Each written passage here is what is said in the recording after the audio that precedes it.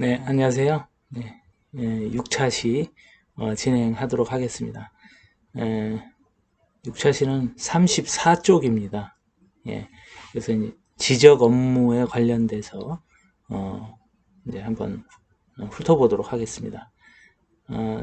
우리가 그 지적 업무라고 하는 것은 공간정보관리법이라고 해서 또 특수한 영역으로 이렇게 되어 있습니다. 그러니까 이 책에서는 기본적인 어떤 그 업무 범위 내에 있어서의 상식적인 부분을 한번 탐구해 본다. 이렇게 보시면 되겠습니다. 자, 그래서 먼저 박스 안에 보면은요. 법 2조 정의에서 발췌했습니다. 발췌했고요. 우리 단지 계획에 해당되는 부분만 좀 더 밀접하게 관련되는 부분만 이렇게 정리를 했습니다. 2조 그 정의가 왜 중요하냐면은 모든 법에 있어서의 그 2조 정의는 그 법이 추구하고자 하는 방향이 다 녹아 있습니다. 거기에서 강조하고 있는 용어들이 다 있기 때문에 어떤 법이든지 간에 건축법이든 주택법이든 국토계획법이든 도시개발법이든 정의 부분을 꼭 살펴보시기 바랍니다. 자, 그래서 법 2조의 정의에 보면은 20일 호에 보면은 필지란 해서 대통령령으로 정하는 바에 따라 이렇게 돼 있죠. 우리가 그 토지에 관련돼서 몇 가지를 지난 차시 때 얘기했습니다. 토지라고 하는 것은 말 그대로 커다란 그런 범용적인 영역이고, 필지라고 하는 것은 예를 들어서 어떤 파다, 감자다, 마늘이다 라고 하는 각각의 성격을 갖고 있는 개체들이라 이렇게 보시면 될 것 같고요. 그리고 이 개체들을 김장용이다, 아니면 어떤 요리용이다, 그 다음에 어떤 잔치용이다, 라고 이렇게 구분 지어지는 거. 이것을 부지라고 보시면 될 것 같아요. 부지. 그래서 국토계획법이나 하천법이나 도로법에서 부지란 공공용어를 많이 쓰죠. 자, 그리고 이러한 재료들을 전부 다 잘라서 요리를 해서 막 그 맛있게 요리를 해서 하나의 탕수육이든 아니면은 짬뽕이든 아니면은 잡채든 이렇게 꾸며놨어요. 이건 획지입니다. 획지. 그러니까 이 획지 내에는 여러 필지들이 다 이렇게 섞여 있는 것이고요. 그것이 다 총합되어 있는 것이라고 이렇게 보시면 되고요. 그 다음에 이러한 획지라고 하는 것을 상품화 시켜서 그래서 이 판매를 하기 위해서 이름을 앞에 정말 맛있는 잡채, 정말 맛있는 탕수육 이렇게 할 경우면은 그거는 이제 용지라고 볼 수가 있는 것이죠. 예. 그리고 대지라고 하는 것은 건축법에서 건물을 지을 수 있는 땅 이렇게 하면은 용어에 대한 것이 이제 정리가 되는 거죠. 예, 35쪽 보시겠습니다. 거기 24호를 보시면은요. 지목이라고 하는 게 나오죠. 예, 지목은 지금 필지 설명을 할 때 다 얘기를 했습니다. 그래서 파, 마늘, 감자 이런 겁니다. 하나씩 그 다음에 뭐 천, 아니면 로 하듯이 각각의 지목, 땅의 목적을 주어진 거고요. 그리고 31호, 32호 보면은 분할과 합병이라고 하는 부분들이 있습니다. 예, 그래서 이 필지를 분할하는 거, 또 필지를 합의라는 거. 예. 어떻게 보면은 획지라고 하는 것이 필지를 합의라는 거죠. 그 획지라고 하는 하나의 바운더리 안에 여러 필지들이 들어와서 나중에 지적 정리를 할 때는 한 필지, 한 지번이 되는 것이죠. 예. 자, 그렇게 돼 있습니다. 예. 그리고 그 설명 중에 또 한 번 강조드리지만은 우리가 인가, 허가, 승인 이것을 쉽게 생각하시면은 이럴 것 같아요. 인가는 학원 설립 인가입니다. 예. 그리고 허가는 뭐죠? 건축 허가예요. 예. 그리고 승인은 주택건설 사업 승인입니다. 예. 이러한 것을 이 키워드를 먼저 이렇게 앞에 두고서 생각을 하시면은 훨씬 더 체득하기가 좋고요. 그리고 기속의 원칙과 재량의 원칙 얘기했었죠. 예. 여기서 제가 강조하는 것은 다분히 법률적인 것을 기반으로 하고 있기 때문에 그렇습니다. 자, 인가는 뭡니까? 기속입니다. 기속의 원칙, 기속. 말, 고리를 묶다 하는 그런 겁니다. 어떤 요건에 맞춰지면은 반드시 오케이를 해줘야 되는 것이 바로 기속의 원칙이고요. 그리고 승인은 어떻습니까? 승인을 할 때 어떤 여러 가지 요건들을 갖췄다고 해서 무조건 내주나요? 그렇지 않습니다. 예, 이건 다 그 행정청에서의 각종 민원이라든지 또는 어떤 관리계획에 도시관리계획에 관련된 이 문제들이 없는지, 지구 단위 계획에 대한 문제들이 없는지 이런 부분들을 종합적으로 또 이게 판단을 하고 그래야 됩니다. 그리고 이제 도시계획위원회가 시행되는 이런 상황들도 있죠. 이게 재량입니다. 그래서 재량이라고 하는 것은 꼭 어떤 거에 맞춰졌다고 해서 무조건 오케이 하는 것이 아니라 그것을 심도 있게 심의하고 그리고 다분히 정무적인 판단도 들어갈 수 있다라고 하는 것이 재량입니다. 그런 측면에서 보면은 허가라고 하는 것은 중간 지점에 있다고 볼 수가 있죠. 예, 기속적인 부분도 있고 재량적인 것도 일부 있을 수가 있는 거죠. 건축 허가가 그렇지 않습니까? 네. 자, 그렇게 설명을 드리고요. 자, 35쪽에 보시면은 사업 단계별 지적 업무 절차 해서 이제 예정 지적 좌표 측량 방법 및 시기 하고 시행 시기 이런 부분들을 이렇게 묶어놨습니다. 이것도 마찬가지로 우리가 어떤 업무를 하면서의 그 상식적인 선에서 체크를 해보는 것이고 이건 다분히 한국국토정보공사 LX죠. LX 전에는 LX가 전부 맡아서 했지만은 지금은 다 민간 이런 그 공간 정보 회사들에게 해도 무리는 없는 거죠. 다 그렇게 폭넓게 넓어졌습니다. 여기에서의 그 어떤 업무 협의가 있어야 되는 것이죠. 예, 보면은 보상 경계와 시공 경계가 불일치할 때가 이제 발생이 되기 때문에 이런 것을 서로 맞춰야 된다 이런 겁니다. 예, 보통 우리가 택지 개발하거나 할 때 한 보상하는 그 기간은 처음 착수해서부터 보상 완료할 때까지는 한 1년 내지 1년 반 정도 이렇게 보시면 될 것 같아요. 그리고 이제 대지조성공사 같은 경우는 한 3년에서 3년 반 정도 이렇게 걸리고요. 그리고 이게 이제 대지조성이 다 완료된 다음에 어떤 공동주택이라든지 공동주택인 경우에는 빠르면 2년, 늦어도 한 2년 반 정도. 물론 그 층수에 따라서 달라지겠지만 되게 그렇습니다. 그래서 전체 이렇게 합해서 보면 한 6년 정도 걸린다고 이렇게 볼 수가 있겠네요.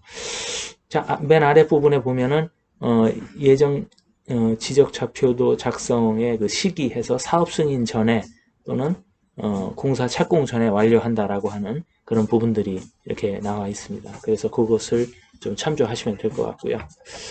자, 그 다음에 이제 36쪽에 보시면은 사업 시행 신고가 있죠. 사업 시행 신고가 있고, 법 86조에 도시개발사업 등 시행 지역의 토지 이용 신청에 관한 특례해서 여기서 보면은 사업의 착수, 변경, 완료 사실을 지적 소관청에 신고하여야 한다. 이렇게 돼 있고요. 예. 특히 도시개발 사업의 경우에는 우리가 택지개발법하고 도시개발법의 그 차이를 이렇게 볼 것 같으면은 택지개발법은 국가 등이 시행하는 겁니다. 그래서 국가, 지자체, 지방공사 그리고 전국 단위로 사업을 하고 있는 LH 한국토지주택공사 여기에서 주로 하는 것이 택지개발 사업입니다. 택지개발법을 기본으로 해서 하는 거고요. 그리고 민간도 이러한 개발을 할 수 있게 길을 열어준 것이 도시개발법입니다.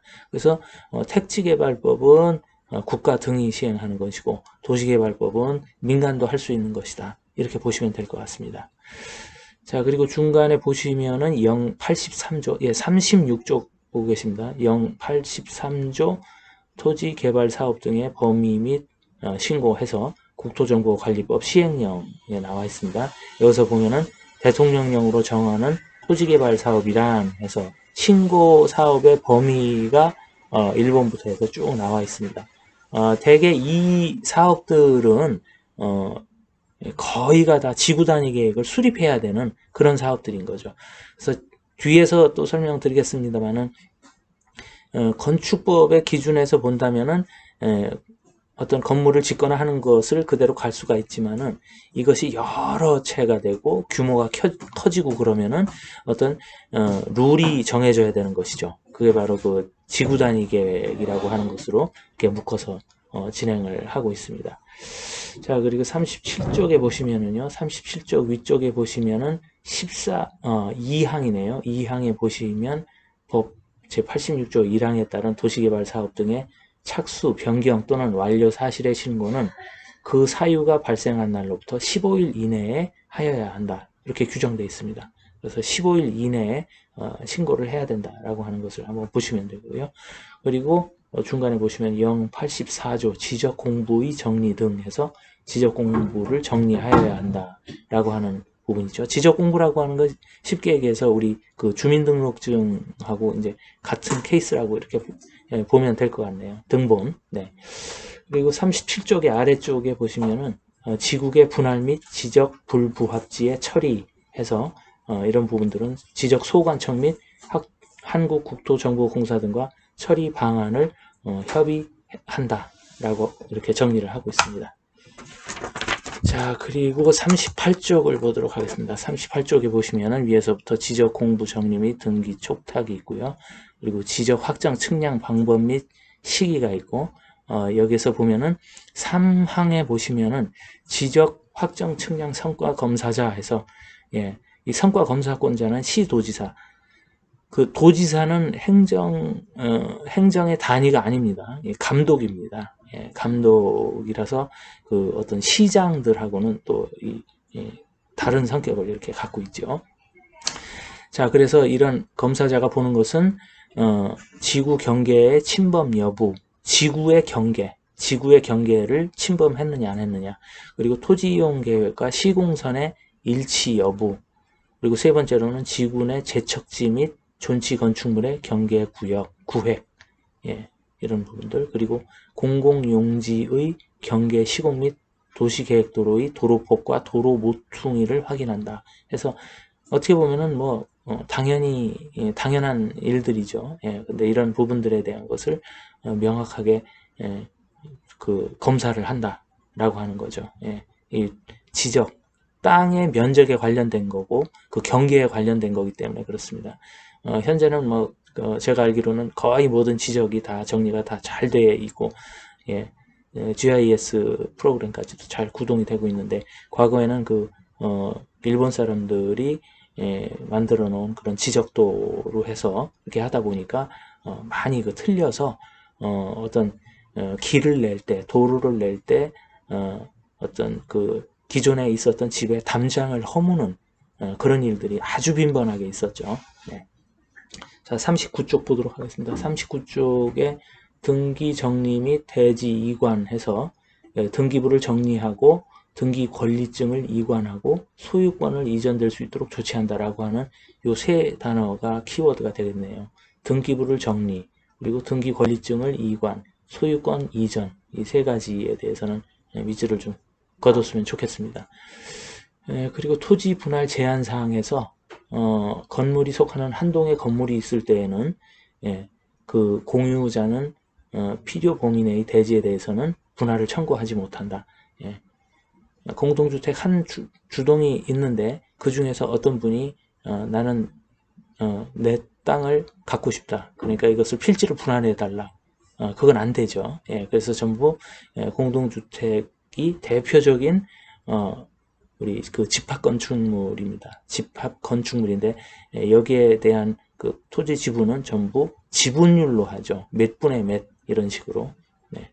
그래서 법 8조 중간에 보시면은 대지 공유자의 분할 청구 금지 해서 이 법 자체가 집합 건물의 소유 및 관리에 관한 법률입니다. 여기에 그 분할 청구하지 못한다. 밑줄 그어죠. 네. 보시면 되고, 그 다음에 맨 아래에 건축물이 있는 대지는 대지 면적의 최소 한도, 대지와 통로와의 관계, 건폐율 제한, 용적률 제한, 건축물의 높이 제한 및 대지 안의 공지에 관한 기준에 미달되게 분할할 수 없다.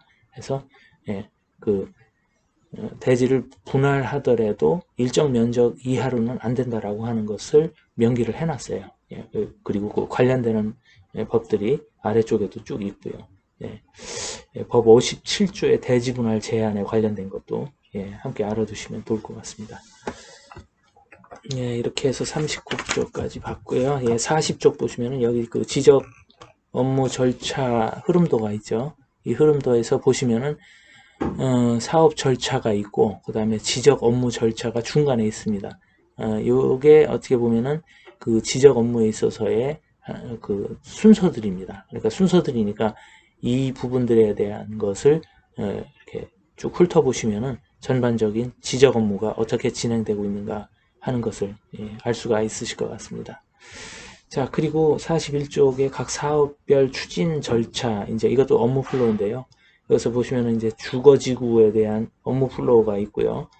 예, 그 다음에 42쪽에 보면 택지개발지구가 있고, 그렇습니다. 43쪽에는 주거환경개선사업지구가 있고 한데, 이 업무 플로우는 편의상 이렇게 그 하나의 그 그림을 그리어서 어떤 방식으로 진행이 된다라고 하는 것을 계략적으로 설명을 하고 도표화 시킨 겁니다. 근데 이것 전체가 다 이것을 명확하게 다들 기억하거나 알 수가 없어요. 없기 때문에 이것을 활용할 때는 이 책자를 들고서 뚝 다니면서 필요에 따라서 이렇게 펼쳐보시면 되고, 그리고 이런 업무 플로우에 관련돼서는 여기 나와 있는 주된 본인이 직접 하고 있는 그 업무 상황을 체크해봐서 그 상황 다음에 뭐가 있는가를 이렇게 검토해보는 그런 식으로 이렇게 보시면 좋습니다. 네. 자, 그리고 43쪽에 보시면은 주거환경 개선 사업지구이고 그 뒤에 재개발 사업지구, 재건축 사업지구가 연달아서 나오는데요. 자, 이 세 가지에 대해서 이제 개념이 조금 이렇게 안 잡히시는 부분들이 있으실 겁니다. 쉽게 보시면은 이렇습니다. 재건축은 내 단지의 건축을 새로 하는 거예요. 예, 그래서 비용이 전부 나 스스로에게 있어요. 비용 발생되는 것들이. 예, 그래서 내가 내 비용을 들여서 하는 것이 재건축이고, 그리고 재개발이라고 하는 것은 어떤 동네입니다.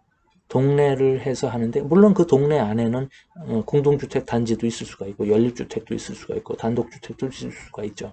예. 근데 이 재개발이라고 하는 것은 도시계획도로도 있고 공공시설도 있을 수가 있고 기반시설의 일부도 있을 수가 있어요. 예. 그래서 이 재개발 구역이라고 하는 것은 행정력이 들어가야 되는 겁니다. 여기서. 그리고 비용도 마찬가지로 50% 정도라고 보실 수가 있어요. 꼭 50%는 아니에요. 근데 재건축에 비해서는 재건축은 100% 나의 재정, 재개발은 50% 정도의 나의 재정, 50%는 국가의 재정, 지방자치단체의 재정 이렇게 보시면 되고요. 그리고 주거환경개선지구라고 하는 것은 가장 열악한 겁니다. 주거환경이 개선돼야 되는 거예요. 그러니까 집 자체가 개선돼야 될 정도니까 얼마나 힘든 그런 상황이겠어요. 이것은 재정이 100% 들어가야 되는 겁니다.